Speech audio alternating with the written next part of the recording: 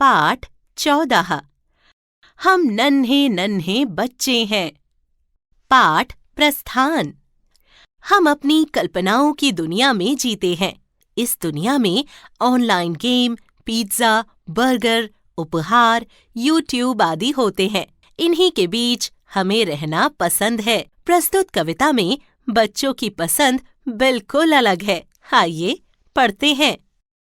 हम नन्हे नन्हे बच्चे हैं, नादान उम्र के कच्चे हैं, पर अपनी धुन के सच्चे हैं। जननी की जय जय गाएंगे, भारत की ध्वजा उड़ाएंगे।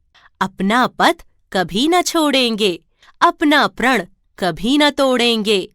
हिम्मत से नाता जोड़ेंगे, हम हिमगिरी पर चढ़ जाएंगे।